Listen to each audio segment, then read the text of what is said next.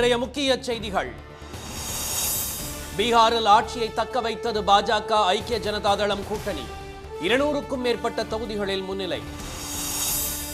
பீகார் வாக்காளர்களை தேர்தல் ஆணையம் தோற்கடித்து விட்டதாக காங்கிரஸ் புகார்.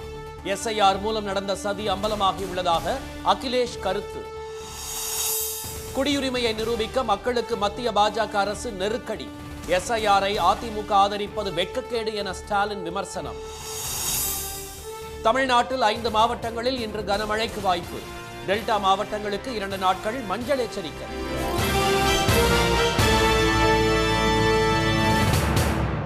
வணக்கம். வணக்கம்.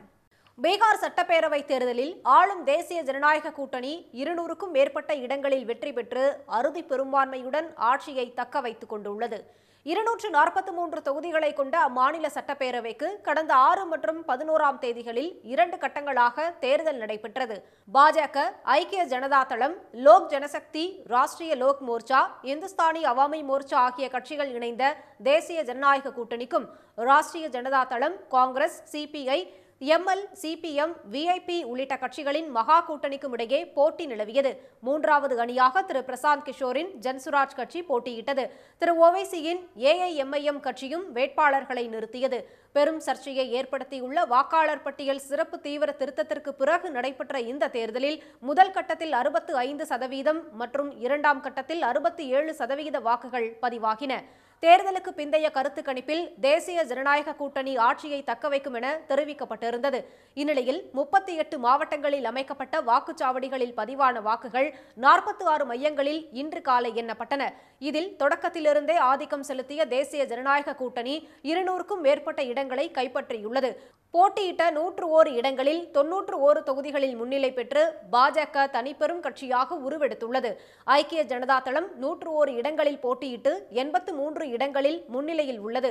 இந்த கூட்டணியில் இடம்பெற்றுள்ள திரு சிராக் பாஸ்வான் தலைமையிலான LJP 28 இடங்களில் போட்டியிட்டு 19 இடங்களை கைப்பற்றியுள்ளது. RLM கட்சிக்கு 4 இடங்களும் HAM கட்சிக்கு 5 இடங்களும் கிடைத்துள்ளன. தேசிய ஜனநாயக கூட்டணியின் வெற்றியை பாஜக மற்றும் ஐக்கிய ஜனதா தள கட்சி தொண்டர்கள் பட்டாசுகளை வெடித்தும் இனிப்புகளை வழங்கியும் கொண்டாடினர்.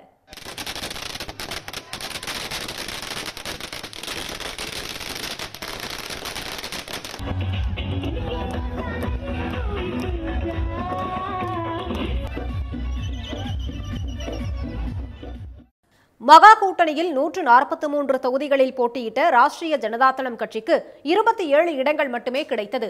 2020ஆம் ஆண்டு தேர்தலில் 19 தொகுதிகளில் வென்ற காங்கிரஸ் இந்த முறை 61 தொகுதிகளில் போட்டியிட்டு 5 தொகுதிகளில் மட்டும் முன்னிலை பெற்று பெரும் பின்னடைவை சந்தித்துள்ளது. இந்த கூட்டணியில் இடம்பெற்றுள்ள CPM, ML கட்சி 2 இடங்களிலும், மார்க்சிஸ்ட் கம்யூனிஸ்ட் கட்சி 1 இடத்திலும் முன்னணியில் உள்ளன. மகா கூட்டணியின் முதலமைச்சர் வேட்பாளரும் ராஷ்டிரிய ஜனதா தளம் கட்சியின் தலைவருமான திரு தேஜஸ்வி யாதவ் அவரது குடும்பத்தினர் தொடர்ந்து போட்டியிட்டு வெற்றி பெற்ற ரகோபூர் தொகுதியில் முன்னிலையில் உள்ளார். மகுவா தொகுதியில் அவரது சகோதரர் திரு தேஜ் பிரதாப் யாதவ் 4வது இடத்திற்கு தள்ளப்பட்டுள்ளார். பாஜக சார்பில் முதல் முறையாக களம் கண்ட நாட்டுப்புற பாடகி மைதிலி தாக்கூர் அலிநகர் தொகுதியில் வெற்றி முகத்தில் உள்ளார். இஸ்லாமியர்கள் அதிகம் வசிக்கும் சீமாஞ்சல் பகுதியில் உள்ள 24 தொகுதிகளில் AIMIM கட்சி 5 தொகுதிகளில் முன்னிலை வகிக்கிறது. மகா கூட்டணி 3 இடங்களிலும், எஞ்சிய இடங்களில் பாஜக கூட்டணியும் முன்னிலையில் உள்ளன. 3வது அணியாக போட்டியிட்டு பெரும் எதிர்பார்ப்பை ஏற்படுத்திய ஜன்சுராஜ் கட்சி ஒரு தொகுதியில் கூட வெற்றி பெறவில்லை. பீகார் சட்டப்பேரவை தேர்தலில் பொதுமக்களை தேர்தல் ஆணையம் தோற்கடித்துள்ளதாக காங்கிரஸ் தெரிவித்துள்ளது. பீகாரில் நடந்த தேர்தலில் பெரும்பான்மைக்கும் அதிகமான இடங்களை கைப்பற்றி பாஜக, ஐக்கிய ஜனதா தளம் தலைமையிலான ஆளும் தேசிய ஜனநாயக கூட்டணி பெருவெற்றி பெற்றுள்ளது. ராஷ்டிரிய ஜனதா தளம், காங்கிரஸ் இணைந்து உருவாக்கிய மகா கூட்டணி படு தோல்வியை தழுவியது. 1951ஆம் ஆண்டுக்கு பிறகு அதிக வாக்குகள் பதிவான இந்த தேர்தலில் பெண்கள் ஏராளமானோர் திரண்டு வந்து வாக்களித்தனர். கடந்த செப்டம்பர் மாத இறுதியில் முதலமைச்சர் திரு நிதிஷ்குமார் கொண்டு வந்த மகளிர் நிதி உதவி திட்டத்தின் கீழ் 75 லட்சத்துக்கும் அதிகமான பெண்களுக்கு அவர்கள் வங்கிக் கணக்கில் தலா 10,000 ரூபாய் வழங்கியதே இதற்கு காரணம் என கூறப்பட்டது. தேர்தல் நடைபெறும் நேரத்தில் இவ்வாறு நிதி வழங்கப்படுவதற்கு எதிர்க்கட்சிகள் கடும் எதிர்ப்பு தெரிவித்தும் இது ஏற்கனவே அறிவிக்கப்பட்ட திட்டம்தான் என்று கூறி தேர்தல் ஆணையம் அனுமதித்தது. இந்நிலையில் பீகார் தேர்தலில் காங்கிரஸ் கட்சியின் படுதோல்விக்கு தேர்தல் ஆணையத்தின் இந்த முடிவும் பெண்களுக்கு 10,000 ரூபாய் வழங்கப்பட்டதுமே காரணம் என்று காங்கிரஸ் மூத்த தலைவர் திரு அசோக் கெலாட் குற்றம் சாட்டினார். चुनाव चलते हुए मुझे आश्चर्य हो रहा है, इलेक्शन कमीशन को हो क्या गया है। दिन दहाड़े डाका होने वाली बात हो रही है, चुनाव के कैंपेन शुरू हो गया, चुनाव की पोलिंग हो रही है, उसके एक दिन पहले 2 दिन पहले तक भी आप पैसे बांट रहे हो, पेंशन दे रहे हो बुजुर्गों को, दिव्यांगों को और महिलाओं को, क्या कहते हैं, एकल नारी को। பீகார் தேர்தல் முடிவுகள் குறித்து டெல்லியில் செய்தியாளர்களிடம் பேசிய காங்கிரஸ் செய்தி தொடர்பாளர் திரு பவன் கெரா, பீகார் சட்டப்பேரவை தேர்தலில் தேர்தல் ஆணையமும் தலைமை தேர்தல் ஆணையர் திரு ஞானேஷ்குமாரும் மக்களை தோற்கடித்துள்ளதாக விமர்சித்தார்.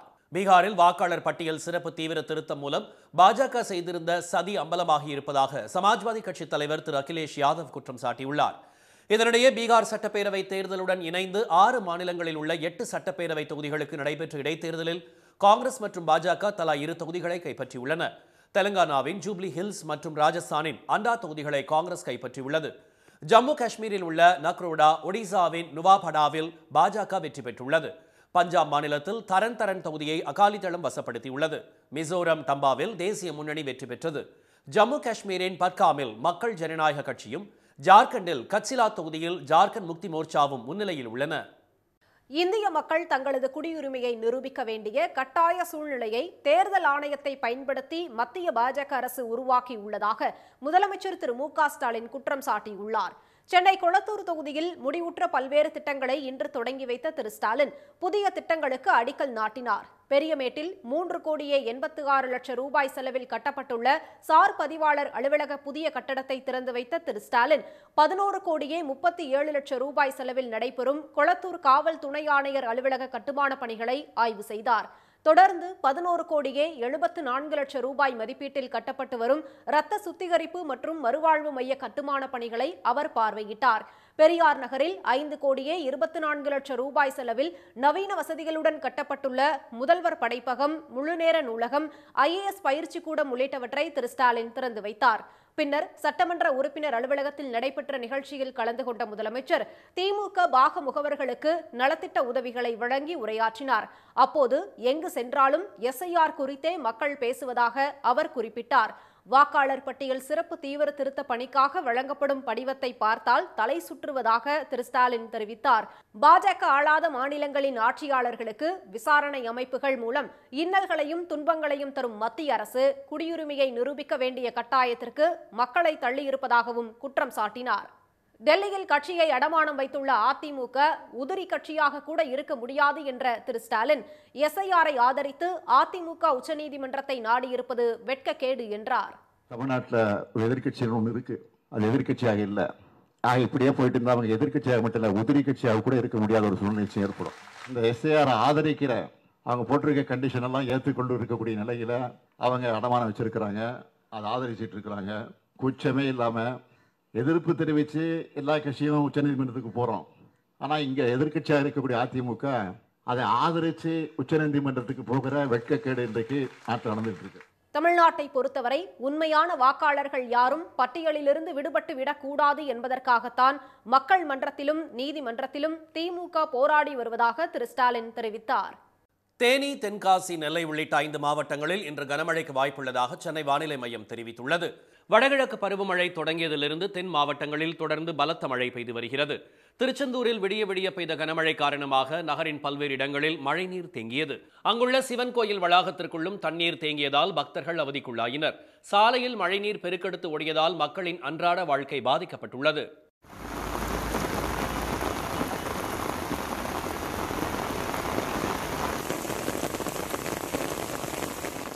தூத்துக்குடி மாவட்டத்தில் பல்வேறு இடங்களில் விட்டுவிட்டு மழை பெய்த நிலையில் சாத்தான்குளம், தட்டார்மடம், தாமரைமொழி உள்ளிட்ட பகுதிகளில் இடியுடன் பெய்த மழையால் தாழ்வான இடங்களில் தண்ணீர் தேங்கியது. களியன்விளை குடியிருப்பு பகுதியை மழைநீர் சூழ்ந்ததால் அப்பகுதி மக்கள் சிரமத்திற்கு ஆளாகினர். கோவை, அவிநாசி, பல்லடம், தாராபுரம் மற்றும் சுற்றுவட்டார பகுதிகளிலும் இன்று பரவலாக மழை பெய்தது. கொடைக்கானலில் நண்பகலில் திடீரென பனி மூட்டத்துடன் கூடிய சாரல் மழை பெய்தது. நட்சத்திர ஏரியில் படகு சவாரி செய்த சுற்றுலா பயணிகள் பனி மூட்டத்துக்கிடையே பெய்த சாரல் மழையை அனுபவித்து மகிழ்ந்தனர். இதனிடையே இலங்கை மற்றும் அதனை ஒட்டிய வங்கக்கடல் பகுதிகளின் மேல் நிலவும் வளிமண்டல மேலடுக்கு சுழற்சி காரணமாக தேனி, தென்காசி, நெல்லை, குமரி, தூத்துக்குடி மாவட்டங்களில் இன்று கனமழைக்கு வாய்ப்புள்ளதாக சென்னை வானிலை மையம் தெரிவித்துள்ளது. நாளை மறுநாள் டெல்டா மாவட்டங்களிலும் 17ஆம் தேதி சென்னை, திருவள்ளூர், செங்கல்பட்டு, காஞ்சிபுரம் உள்ளிட்ட வட மாவட்டங்கள் மற்றும் டெல்டா பகுதிகளிலும் கனமழை பெய்யக்கூடும் என்றும் வானிலை மையம் கூறியுள்ளது. தஞ்சையில் சேமிப்பு கிடங்கில் பதுக்கி வைக்கப்பட்டிருந்த 30,000 கிலோ போலி உரம் பறிமுதல் செய்யப்பட்டுள்ளது. புதுப்பட்டினம் பகுதியில் உள்ள உர விற்பனை நிறுவனத்தின் சேமிப்பு கிடங்கில் தஞ்சை மாவட்ட வேளாண் உதவி இயக்குநர் திரு இந்திரஜித், தரக்கட்டுப்பாட்டு அலுவலர் திரு செல்வராசு ஆகியோர் திடீர் சோதனை நடத்தினர். அங்கு களிமண்ணில் நிலக்கரியை தூள் செய்து குருணை வடிவில் தயாரித்து பெட்டி பெட்டியாக 31,000 கிலோ போலி உரம் அடுக்கி வைக்கப்பட்டிருந்ததை அவர்கள் கண்டுபிடித்தனர். பாட்டில்களில் அடைக்கப்பட்டிருந்த 550 லிட்டர் திரவ வடிவிலான உரத்தையும் பறிமுதல் செய்த அதிகாரிகள் கிடங்குக்கு சீல் வைத்தனர். இதன் மதிப்பு 65 லட்சம் ரூபாய் என்பதும் குஜராத்தில் தயாரிக்கப்பட்டதாக அச்சடிக்கப்பட்டுள்ளதும் தெரிய வந்துள்ளது. உர நிறுவனமும் விற்பனைக்கான உரிமம் பெறவில்லை என்று அதிகாரிகள் தெரிவித்துள்ளனர். களிமண் போன்ற ஒரு நிலக்கரி துகள் கலந்த ஒரு உரம் போல தெரிகிறது. இதுவரை 30,970 கிலோ கிரானுல் பிளாஸ்டிக் கண்டெய்னர் மற்றும் சாக்குகளில் இங்கே ஸ்டோர் செய்யப்பட்டுள்ளது. அந்த பொருள் அனைத்தும் தற்போது முடக்கம் செய்யப்பட்டு இந்த உரக்கடைக்கு சீல் வைக்கப்படுகிறது. கைப்பற்றப்பட்ட உரத்தை பரிசோதனைக்காக ஆய்வகத்திற்கு அனுப்பியுள்ளதாக தெரிவித்த அதிகாரிகள் ஆய்வக அறிக்கை வந்த பிறகு அடுத்த கட்ட நடவடிக்கை எடுக்கப்படும் என்று கூறினர். இனி வருவது செய்தி துளிகள். டெல்லியில் கார் குண்டுவெடிப்பு நிகழ்த்திய ஜம்மு காஷ்மீரின் புல்வாமாவைச் சேர்ந்த டாக்டர் உமர் முகமதுவின் வீட்டை பாதுகாப்பு படையினர் இடித்து தரைமட்டமாக்கியுள்ளனர்.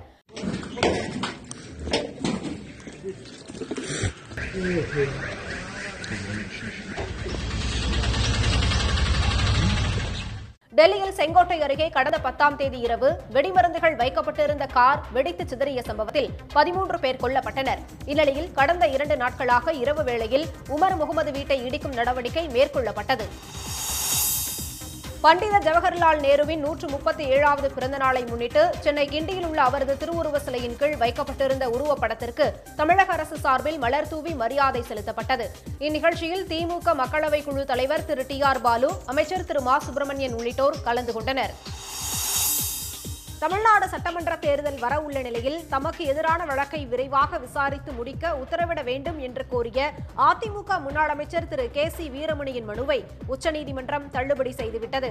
வேட்புமனுவில் சொத்து விவரங்களை மறைத்தது தொடர்பான வழக்கில் உச்சநீதிமன்றத்தில் அவர் தாக்கல் செய்த மேல்முறையீட்டு மனு நீதிபதி திரு திவான்கர் தத்தா தலைமையிலான அமர்வில் விசாரணைக்கு வந்தது. உங்கள் மீது குற்றம் இல்லை என்றால் வழக்கை கண்டு ஏன் அஞ்ச வேண்டும் என்று வினவிய நீதிபதிகள் வழக்கில் ஏதேனும் நகர்வுகள் வந்த பிறகு வேண்டுமா உச்சநீதிமன்றத்தை அணுகலாம் என்றனர். தமிழ்நாட்டில் நாளை ஆசிரியர் தகுதித் தேர்வு நடைபெறுவதையொட்டி புதுச்சேரியில் உள்ள பள்ளிகளுக்கு விடுமுறை அளிக்கப்பட்டுள்ளது. அம்மாநிலத்தைச் சேர்ந்த பெரும்பாலான ஆசிரியர்கள் இத்தேர்வை எழுத விண்ணப்பித்துள்ளனர். இந்த விடுமுறையை ஈடு செய்ய வரும் ஜனவரி மாதம் 3ஆம் தேதி சனிக்கிழமை வேலை நாளாக இருக்கும் என்று அம்மாநில பள்ளிக்கல்வித்துறை அறிவித்துள்ளது. ஆழ்துளை கிணறு அமைக்கும் தொழிலுக்கான 18% GST வரியை ரத்து செய்ய வேண்டும் அல்லது குறைக்க வேண்டும் என வலியுறுத்தி சேலம் அருகே ரிக் உரிமையாளர்கள் லாரிகளை நிறுத்தி 6வது நாளாக வேலைநிறுத்த போராட்டத்தில் ஈடுபட்டு வருகின்றனர். பனமரத்துப்பட்டி பகுதியில் ரிக் லாரிகளை அவர்கள் நிறுத்தி தொடர் வேலைநிறுத்தத்தை மேற்கொண்டுள்ளனர். திருவண்ணாமலை மாவட்டம் செய்யாறு அருகே அப்துல்லாபுரம் கிராமத்தில் உயர் மின்னழுத்த கம்பி அறுந்து விழுந்ததால் ராஜீவ்காந்தி நகரில் உள்ள 80 வீடுகளில் மின்சார மீட்டர்கள் வெடித்து சிதறின. தகவல் அறிந்து வந்த மின்சார ஊழியர்கள் 15 பேர் அப்பகுதி முழுவதும் மின் ஒயர்களை மாற்றும் பணியில் ஈடுபட்டனர். இந்த சம்பவத்தால் தங்கள் வீடுகளில் டிவி, கிரைண்டர், மிக்சி உள்ளிட்ட மின்சாதனங்கள் பழுதாகிவிட்டதாக கிராம மக்கள் தெரிவித்தனர். ஈரோட்டில் கனி மார்க்கெட் ஜவுளி சந்தை வியாபாரிகள் கடைகளை அடைத்து உள்ளிருப்பு போராட்டத்தில் ஈடுபட்டனர். பன்னீர்செல்வம் பூங்கா அருகே இருந்த இந்த சந்தை 2 ஆண்டுகளுக்கு முன்பு வணிக வளாக கட்டிடத்துக்கு மாற்றப்பட்டது. 230 கடைகள் உள்ள 3 மாடி வணிக வளாகத்தில் அடிப்படை வசதிகளை மேம்படுத்த வேண்டும், வாடகையை குறைக்க வேண்டும், வணிக வளாகத்தை சுற்றிலும் சாலையோர கடைகளை அனுமதிக்க கூடாது என்பன உள்ளிட்ட கோரிக்கைகளை வலியுறுத்தி வணிகர்கள் ஒருநாள் அடையாள போராட்டத்தில் ஈடுபட்டனர். தென்காசி மாவட்டம் சங்கரன்கோவில் சுற்றுவட்டார பகுதிகளில் பருவமழை பொய்த்ததால் கார் பருவ சாகுபடி தாமதமாக தொடங்கியதாக விவசாயிகள் கவலை தெரிவித்துள்ளனர். 20க்கும் மேற்பட்ட கிராமங்களில் 5000த்திற்கும் மேற்பட்ட ஏக்கரில் பயிரிடப்பட்ட மக்காச்சோளம், உளுந்து உள்ளிட்ட பயிர்கள் போதிய சத்து பிடிக்காமல் பாதிக்கப்பட்டுள்ளதாக அவர்கள் கூறினர். ஒரு மக்காச்சோளம் ஊனி போட்டிருக்கோம். ஆனால் அந்த பருவமழை எங்களுக்கு கிடைக்கல சரியா. இனி ஒரு மழையை எதிர்பார்த்துட்டு காத்துட்டு இருக்கோம். இனி ஒரு மழை பெஞ்சதுன்னா எங்களுக்கு நெல் நாற்று விளை வைக்கலாம். இன்றைய வர்த்தக முடிவில் மும்பை பங்குச்சந்தை குறியீட்டு எண் சென்செக்ஸ் 84 புள்ளிகள் அதிகரித்து 84,563 புள்ளிகளாக இருந்தது. தேசிய பங்குச்சந்தை குறியீட்டு எண் நிப்டி 31 புள்ளிகள் உயர்ந்து 25,910 புள்ளிகளாக நிறைவடைந்தது. சென்னையில் இன்று ஆபரண தங்கம் சவரனுக்கு 1280 ரூபாய் குறைந்து 1 சவரன் 93,920 ரூபாயாகவும் 1 கிராம் 11,740 ரூபாயாகவும் உள்ளது. வெள்ளி விலை கிராமுக்கு 3 ரூபாய் குறைந்து கிராம் 180 ரூபாயாக உள்ளது. மீண்டும் இன்றைய முக்கிய செய்திகள். பீகார் தேர்தலில் தேசிய ஜனநாயக கூட்டணி 200க்கும் அதிகமான இடங்களை கைப்பற்றி அறுதி பெரும்பான்மையுடன் ஆட்சியை தக்க வைத்துள்ளது. பீகார் சட்டப்பேரவை தேர்தலில் பொதுமக்களை தேர்தல் ஆணையம் தோற்கடித்துள்ளதாக காங்கிரஸ் தெரிவித்துள்ளது. இந்திய மக்கள் தங்களது குடியுரிமையை நிரூபிக்க வேண்டிய கட்டாய சூழ்நிலையை தேர்தல் ஆணையத்தை பயன்படுத்தி மத்திய பாஜக அரசு உருவாக்கியுள்ளதாக முதலமைச்சர் ஸ்டாலின் குற்றம் சாட்டியுள்ளார். இத்துடன் இந்த செய்திகள் நிறைவடைந்தன. மீண்டும் சன் டிவியில் செய்திகள் நாளை காலை 7:30 மணிக்கு. செய்திகளை உடனுக்குடன் தெரிந்து கொள்ள QR கோடை ஸ்கேன் செய்து சன் நியூஸ் வாட்ஸ்அப் சேனலில் இணைந்திருங்கள். வணக்கம். வணக்கம்.